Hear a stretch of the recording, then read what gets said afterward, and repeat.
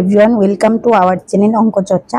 আবারও BEd first সেমিস্টারে একটা পিপিটি প্রেজেন্টেশন নিয়ে এসেছি। অনেকেই বলছিল পিপিটি প্রেজেন্টেশনের একটা পর্ব দেওয়ার জন্য, তো আমি টোটাল 10টা পিপিটি প্রেজেন্টেশন দেখাবো, যার মধ্যে অলরেডি 4টা আমরা দিয়ে দিয়েছি। তাহলে আজকে 5 নাম্বারটা দিচ্ছি।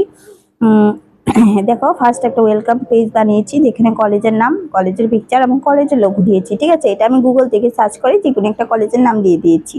তারপর দেখো, ফার্স্ট সেমিস্টার লিখেছি, তারপরে কোর্স নেম লিখেছি, পাওয়ার পয়েন্ট প্রেজেন্টেশন লিখেছি, দেন কলেজের নাম, স্টুডেন্টের নাম, রোল নাম্বার, দেন টপিক নেম। যাদের রেজিস্ট্রেশন নাম্বার থাকে ওরা দিয়ে দেয়, আর যাদের রেজিস্ট্রেশন নাম্বার না থাকে তাহলে এই জায়গাটা ব্ল্যাঙ্ক থাকে। ঠিক আছে, পরবর্তী পেজে আমরা দেখো আমরা যে টপিকটা নিয়ে আজকে আলোচনা করব সেটা হলো বাংলার বিষয়ের যে গ্রামীণ শিক্ষা বিকাশে এবং উন্নয়নে রবীন্দ্রনাথ ঠাকুরের অবদান। রবীন্দ্রনাথ ঠাকুরের কি অবদান ছিল গ্রামীণ শিক্ষা বিকাশে? মূলত এরকম টপিক কিন্তু কোনো কলেজে দেয় না, কিন্তু এই কলেজে দিয়েছে, যার জন্য আমি এটা বানিয়েছিলাম।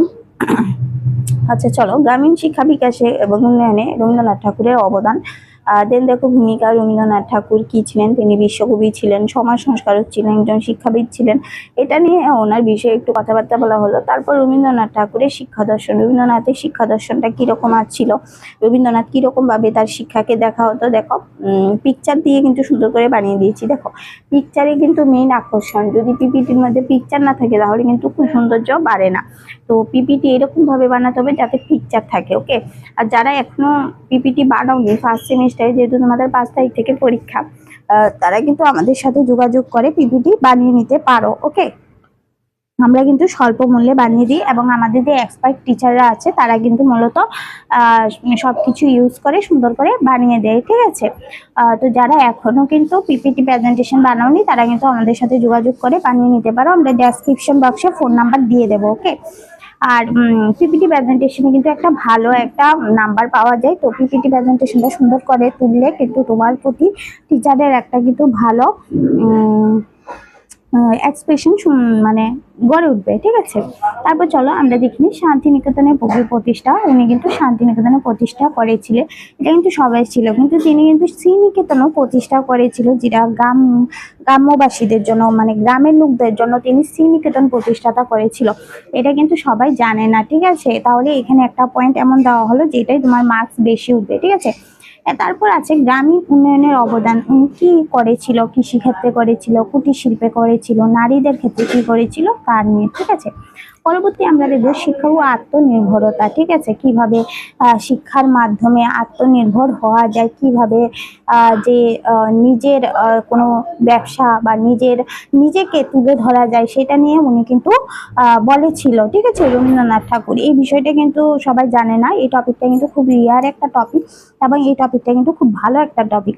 তারপর বর্তমান সময়ে গুরুত্ব কি আছে, উনি যে কাজগুলি করেছিল সেই কাজগুলির গুরুত্ব কি আছে, কারণ রবীন্দ্রনাথ ঠাকুর তো এখন নেই, কিন্তু তার বিষয়ের এই কি গুরুত্ব আছে। তারপর আমরা দিয়েছি উপসংহার। ঠিক আছে, দেন দিয়েছি গ্রন্থপঞ্জি। গ্রন্থপঞ্জি কিন্তু এপিএ ফরম্যাটে আছে। এপিএ ফরম্যাট হলো যে কোন জায়গা থেকে নিয়েছো সেই সোর্সটা সহ, তার যে লিঙ্ক তা সহ কিন্তু দেওয়া হয়।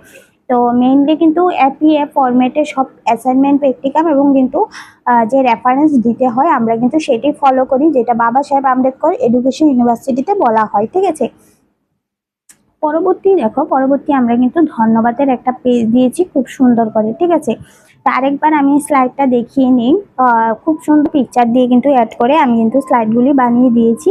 তো যারা এখনো পিপিটি প্রেজেন্টেশন বানাওনি ফার্স্ট সেমিস্টারের, যেটা কোর্স 1.1.5 হয়ে থাকে, তারা কিন্তু আমাদের থেকে স্বল্প মূল্যে বানিয়ে নিতে পারো। আমরা কিন্তু ডেসক্রিপশন বক্সে ফোন নাম্বার দিয়ে দেবো, ওইখান থেকে কিন্তু যোগাযোগ করতে পারো আমাদের সাথে। একদিনের মধ্যেই বানিয়ে দেওয়া হবে, অর্থাৎ 12 আওয়ারের মধ্যে কিন্তু বানিয়ে দেওয়া হয়।